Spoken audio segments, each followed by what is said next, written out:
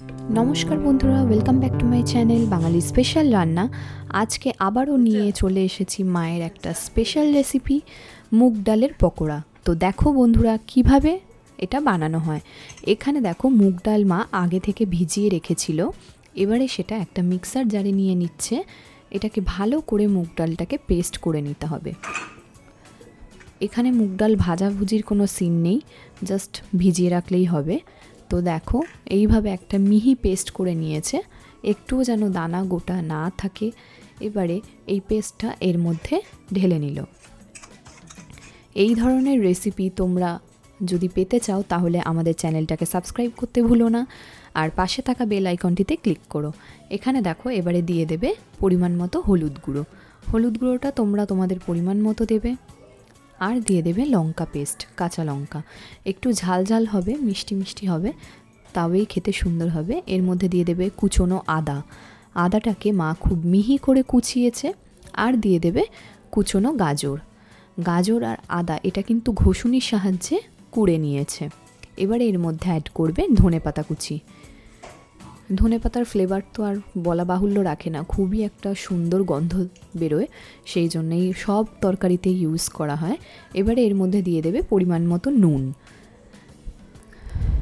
আর দিয়ে দেবে পরিমাণ মতো চিনি। তোমরা যে যেরকম মিষ্টি খেতে পছন্দ করো সেরকম চিনি তোমরা দেবে।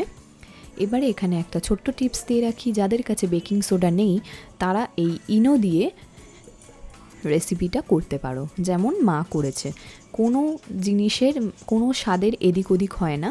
তো এইবারে দেখো সব কটা ইনগ্রিডিয়েন্টস দেওয়া কমপ্লিট। এবারে মা কনস্ট্যান্ট এটাকে ফেটিয়ে নেবে। যত ব্যাটারটা ফেটানো হবে তত কিন্তু ফুলবে, তেলে দিলে ফুলবে আর দেখতেও সুন্দর হবে। এবারে দেখো পাউরুটি নিয়ে নিয়েছে।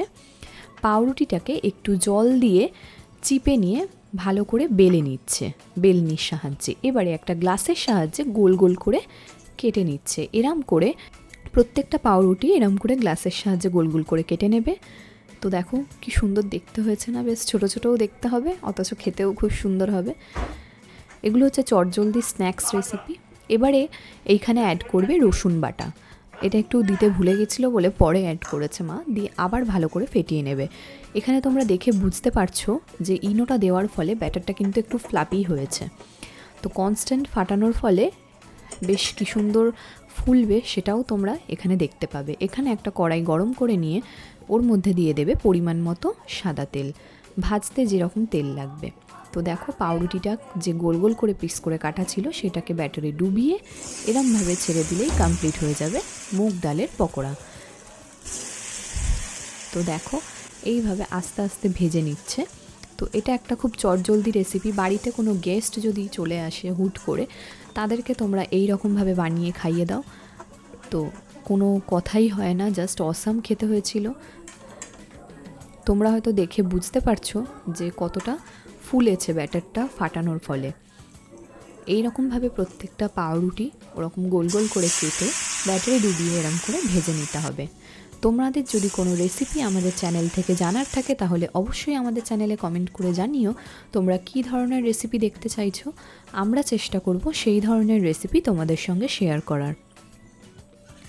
তো দেখো ভাজা কমপ্লিট, এবার এগুলোকে তুলে নিয়েছে। তো মা এখানে তোমাদেরকে দেখিয়ে দিচ্ছে কত সুন্দরভাবে জিনিসটা ভেতরটাও ভাজা হয়েছে আবার ওপরটাও ভাজা হয়েছে। ভালো লাগলে লাইক শেয়ার কমেন্ট করতে ভুলো না। টাটা, থ্যাংক ইউ।